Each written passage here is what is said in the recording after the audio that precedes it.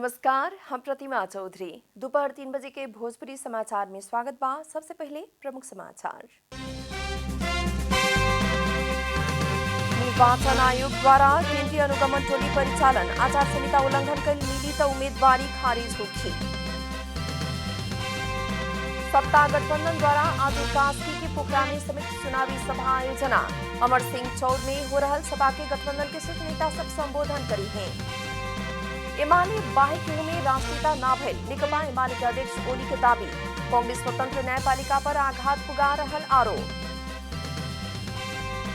Ukraine के युद्धग्रस्त शहर Mariupol steel कारखाना में फंसल नागरिक के उद्धार कर यूक्रेन सरकार के दावी। उद्धार कर में अधिकांश महिला, वृद्धा और बाल बालिका। और Indian Premier League IPL T20 cricket अंतर्गत आज दो खेल हो रहा। पहला खेल में सनराइजर्स हैदराबाद और रॉयल चैलेंजर्स बैंगलोर के बीच भिड़ंत होगी।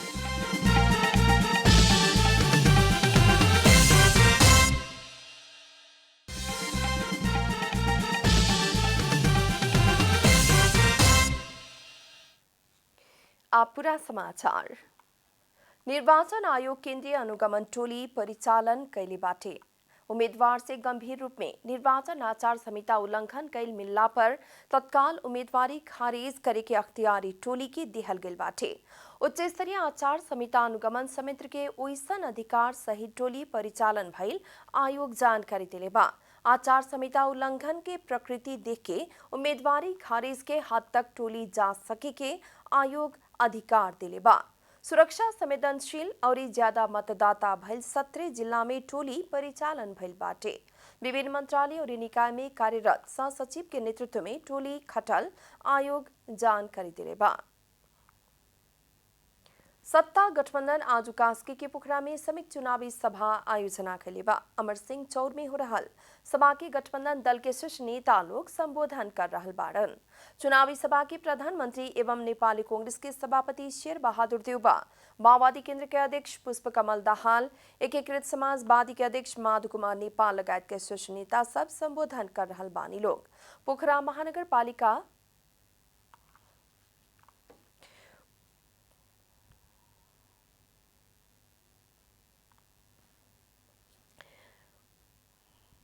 सत्ता गठबंधन और एमाले पोखरा महानगर पालिका के निर्वाचन के प्रतिष्ठा के रूप में ले लेबा। पोखरा के सभा के बाद आज वे दांग के घोराही में होखे वाला सभा के देउबा और दाहाल से संबोधन करे के कार्यक्रम बाटे। आज सत्ता गठबंधन के सभा के बाद बिहान पोखरा में होखे वाला एमाले के सभा के अध्यक्ष KP शर्मा ओली से संबोधन करे के भी कार्यक्रम बाटे।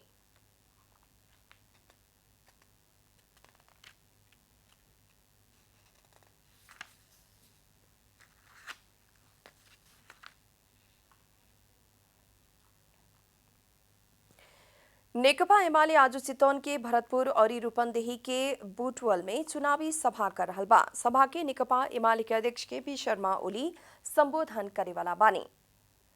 सभा के चितौन नारायणगढ़ के कैंपा चौर में हो रहल सभा के एमाले उपाध्यक्ष राम बहादुर थापा, सुरेंद्र पांडे लगायत के नेता और राप्रपा के उपाध्यक्ष विक्रम पांडे से भी संबोधन करे के कार्यक्रम बाटे।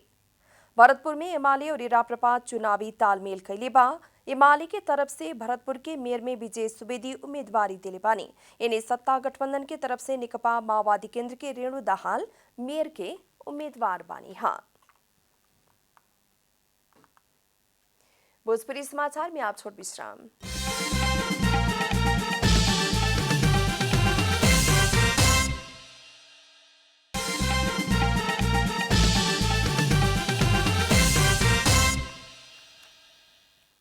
भोजपुरी समाचार में आप बाकी समाचार। नेकपा एमाले के अध्यक्ष KP शर्मा ओली एमाले बाहिक्यू में राष्ट्रीयता ना भइल बताउने बानी। ललितपुर के चासल स्थित एमाले केंद्रीय कार्यालय में इतवार के आयोजित पत्रकार सम्मेलन में ओली देश के विकास और समृद्धि खातिर एमाले ही राष्ट्रीयता बोकल पार्टी भइल दावी कैनी हा। ओली विकास के नीति एमाले लगे ही भइल जिक्र करत एमाले के सरकार ना अहिला तक देश के विकास ना होखे के बताउनी हा। नेकपा एमाले के अध्यक्ष KP शर्मा ओली नेपाली कांग्रेस संसदीय मूल्य और मान्यता के कुचलल आरोप भी लगौनी हा। स्थानीय तक के निर्वाचन के संदर्भ में आयोजना कल गेल पत्रकार सम्मेलन में ओली कांग्रेस से संसद के बंधक बनावत स्वतंत्र न्यायपालिका पर आघात पुगावल आरोप लगौनी है। ओली नेपाल के सार्वभौम सत्ता और अखंडता के अक्षुण्ण रखे खातिर एमाले स्थापना काल से प्रतिबद्ध रहल भी उल्लेख कैनी है। इस साल भी नेपाल में औसत से बेसी बरखा होखे के आकलन कैल गेल बा। विश्व मौसम संगठन और दक्षिण एशियाली जलवायु दृष्टिकोण मंच के प्रक्षेपण के आधार में जल तथा मौसम विज्ञान विभाग नेपाल के आगामी मानसून के अनुमान कैल गयल है। जेठ के अंतिम सप्ताह नेपाल में मानसून के प्रवेश होखे के विभाग जनौले बा।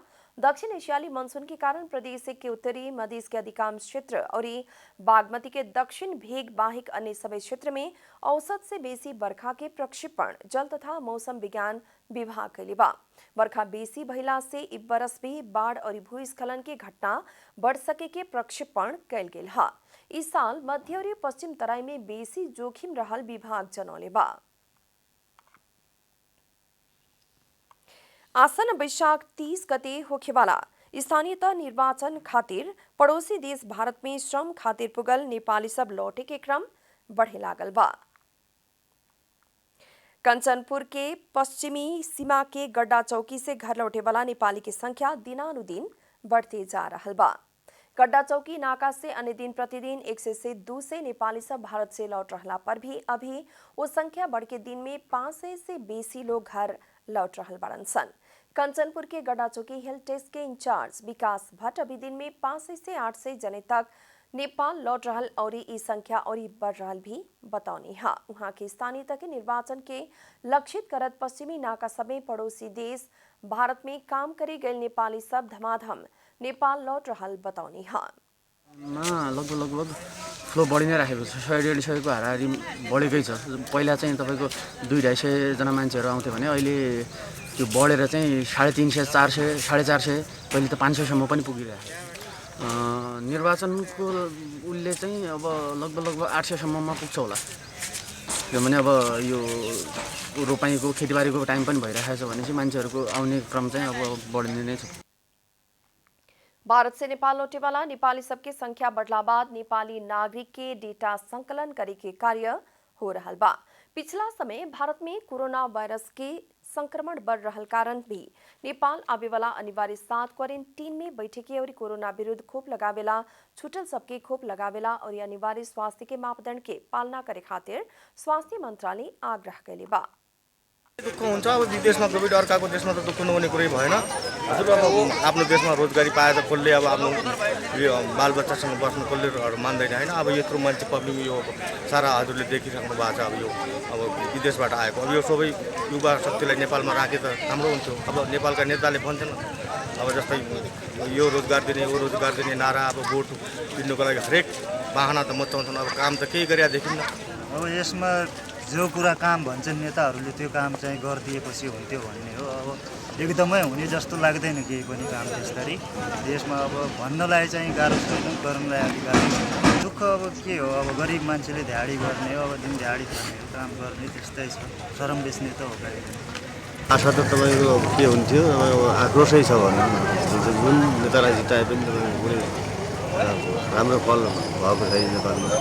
नेता जुन जिताए पनि, जुन नेतामा मन्त्री भए पनि, देवानी मन्त्री भए पनि, केपी मन्त्री भए पनि राम्रो फल आएर नेपालमा तपाईँको राम्रो नेता कोही जन्मिन थियो कि नेपालमा भन्ने जस्तो लाग्छ क्या। यो चुनावमा पहिले जस्तो झुट बोलेर आश्वासन दिएर नेताहरू जनताहरूलाई भुल्याउनु परेन र यो चुनावमा के प्रतिबद्धता ल्याउनु पर्यो भन्दाखेरि कि सबै दाजुभाइलाई नेपालमै रोजगार दिनु पर्यो। नेपालमै केही न केही काम दिएर दाजुभाइले बाहिर जानबाट रोक लगाउनु पर्यो। यही भन्न चाहन्छु। प्रतिबद्धता हो कि पहिलेको जस्तो चुनाव नहोस्।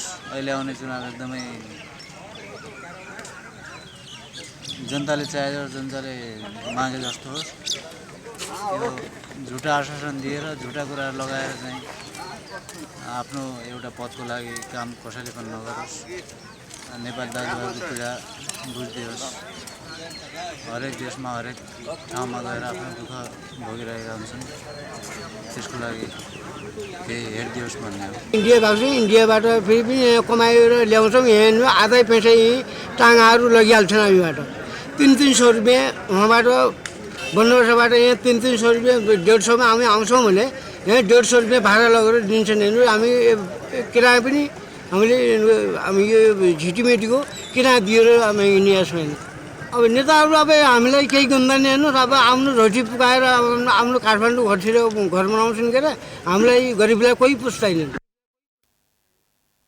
दैनिक रूप में भारत से स्वदेश लौटने वाला नेपाली नागरिक की संख्या बढ़ते गएला बाद स्थानीय तह के निर्वाचन में नेता सबसे स्वदेश में ही रोजगारी की प्रतिबद्धता दिखला पर भी चुनाव के बाद भूलल स्वदेश लौटल नागरिक सबके शिकायत बाटे। अब आर्थिक समाचार।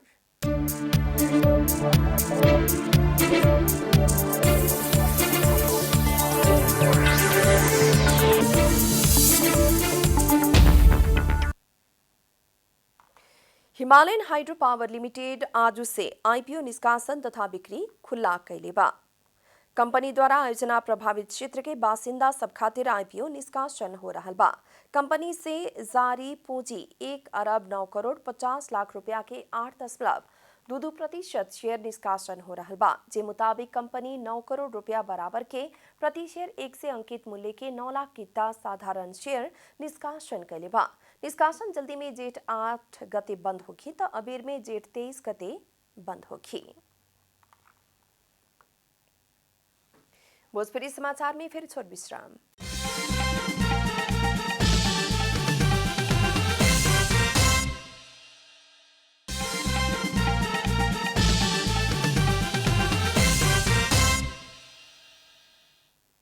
भोजपुरी समाचार में अब अंतर्राष्ट्रीय समाचार।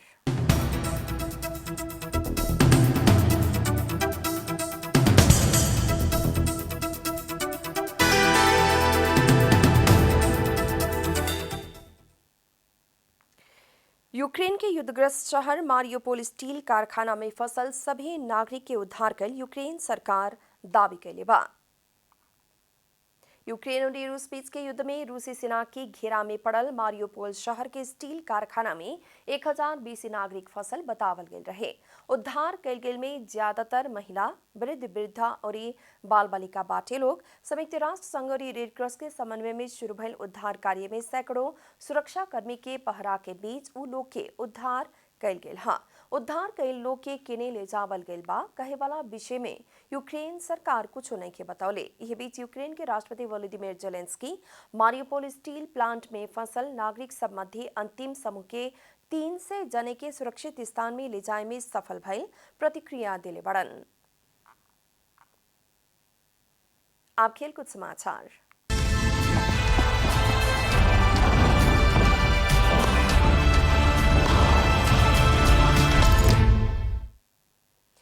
Indian Premier League IPL T20 cricket अंतर्गत आज दुगो खेल हो रहा बा।